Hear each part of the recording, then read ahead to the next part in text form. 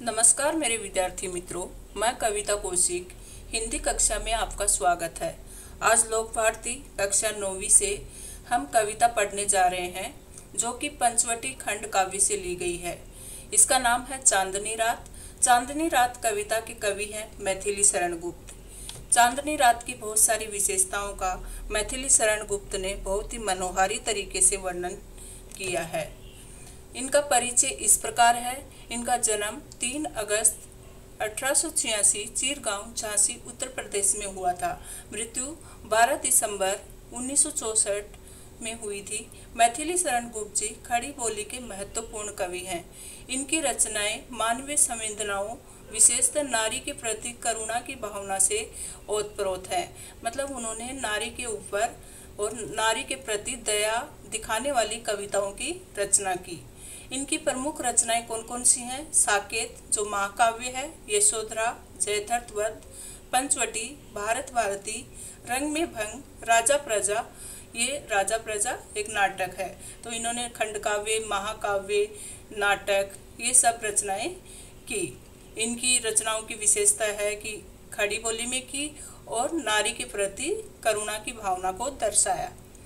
आज जो हम पढ़ने जा रहे हैं वह खंड काव्य है पंचवटी, और पंचवटी से जो कविता ली गई है वह चांदनी रात। इसमें चांदनी रात की विशेषता का वर्णन किया गया है।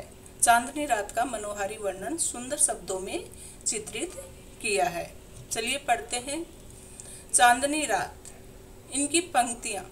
चारों चंद्र की चंचल किरणें खेल रही हैं जल थल में, स्वच्छ चांदनी बिछी हुई है अवनी और अंबर तल में।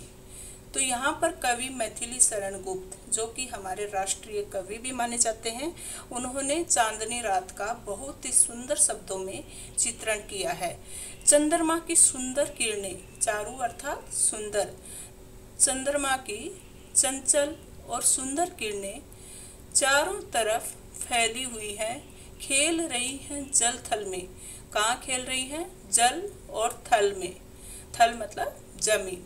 स्वच्छ चांदनी बिछी हुई है, और चंद्रमा की, पूर्णिमा की सुंदर जो चांदनी है, साफ सुथरी चांदनी है, वो चारों तरफ बिछी हुई नजर आती है। उसकी किरणें जल और थल में खेलती हुई प्रतीत होती हैं। किरणों को यहाँ पर चंचल कहा गया है क्योंकि वो किरणें स्थिर नहीं है, कभी इधर तो कभी उधर ऐसे गिरती हुई प्रतीत होती हैं। स्वच्छ चांदनी बिछी हुई है अवनी और अंबर तल में। साफ सुथरी जो चांदनी है वह अवनी अर्थात धरती और अंबर अर्थात आकाश। तो धरती और आकाश में फैली हुई बिछी हुई नजर आ रही हैं। पुलक प्रकट करती है धरती हरित तृणों की नोकों से। पुलक मतलब खुशी, प्रकट अर्थात व्यक्त करना। तो धरती पुलक प्रकट करती है, खुशी व्यक्त कर रही है हरित तृणों की नोकों से। हरे भरे घास के जो तिनके हैं उनकी नोक से ऐसा महसूस हो रहा है कि धरती अपनी खुशी जाहिर कर रही है। मानो झूम रहे हैं तरु भी मंद पवन के झोंकों से, और ऐसा लग रहा है मानो पेड़ भी मंद पवन के झोंकों से झूम रहे हैं। तरु अर्थात पेड़, मंद पवन एकदम धीमी धीमी हवा चल रही है, उनके झोंकों से पेड़ भी अपनी खुशी जाहिर कर रहे हैं। हरे भरे घास के तिनकों से भी ऐसा लगता है कि धरती पर जो जितनी भी हरी भरी घास है उसकी जो नोकें हैं वो हिल डुल रही हैं, और उससे ऐसा लगता है कि धरती इस स्वच्छ चांदनी में अपनी खुशी प्रकट कर रही है और पेड़ भी खुशी के मारे झूम रहे हैं। देखिए, चांदनी रात से संबंधित दृश्य बहुत ही मनोहारी लगते हैं, बहुत ही सुंदर लगते हैं। क्या ही स्वच्छ चांदनी है ये, है क्या ही निस्तब्ध निशा, है स्वच्छंद सुमंद गंध वह, निरानंद है कौन दिशा। कवि यहाँ पर कहते हैं कि स्वच्छ चांदनी है, ये चारों तरफ बिखरी हुई नजर आ रही है। ऐसा लग रहा है कि जैसे ये रात थम सी गई है। एक मनमोहक सुगंध वातावरण में फैली हुई है।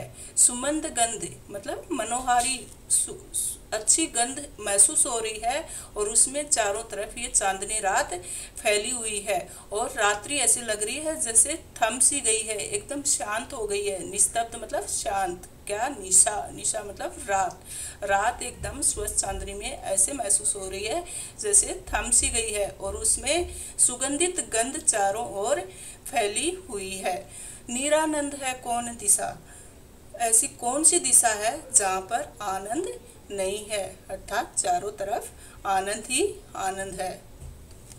बंद नहीं अब भी चलते हैं नियति नटी के कार्यकलाप, और ऐसी स्थिति में इस स्तब्ध कर देने वाली सुंदरता का प्रभाव किसी भी तरह से प्रकृति पर नहीं पड़ रहा है। उसके कार्यकलाप अपने तरीके से चलते रहते हैं और किस तरह से चलते हैं, पर कितने एकांत भाव से, कितने शांत और चुपचाप।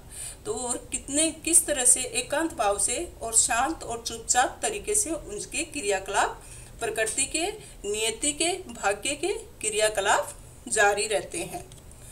है बिखेर देती वसुंधरा मोती सबके सोने पर। आपने देखा होगा ओस की बूंदों को, तो शाम हो जाती है, उसके बाद में रात्रि में ओस की बूंदें सब जगह दिखाई देती हैं जैसे ही हम सुबह उठते हैं।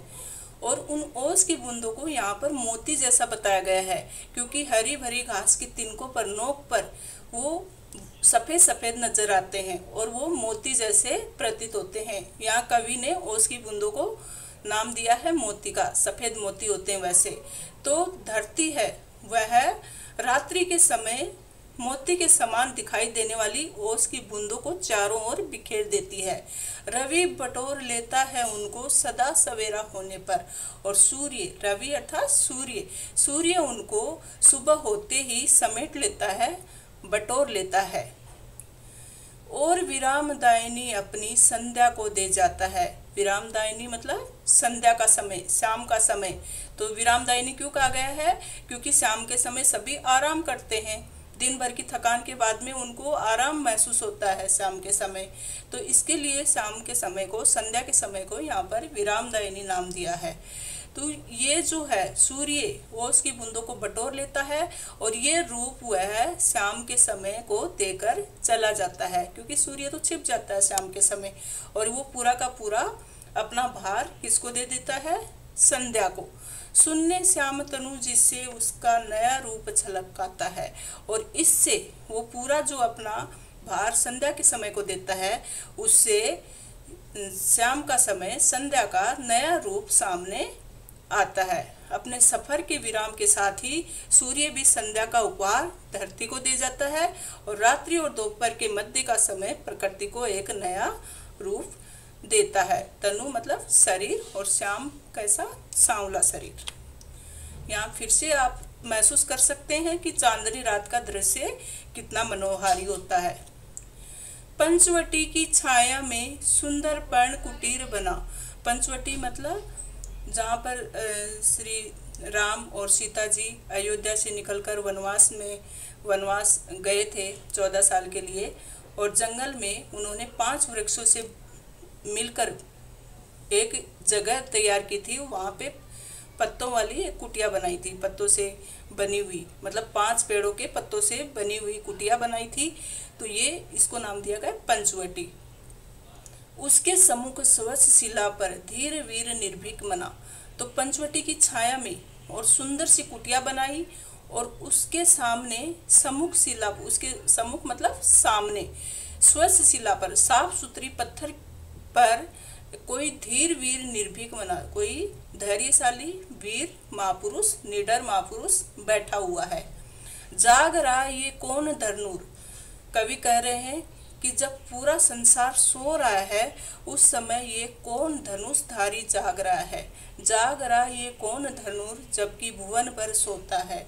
भोगी कुसुमा युद्ध योगी सा बना दृष्टिगत होता है। धनुर मतलब किसको कहा गया, जो स्वच्छ शिला पर बैठा हुआ है।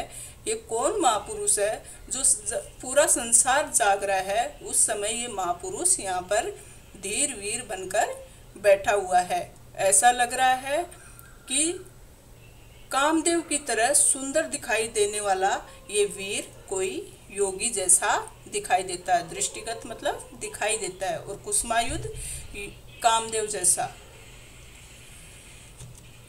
धन्यवाद मेरे विद्यार्थी मित्रों।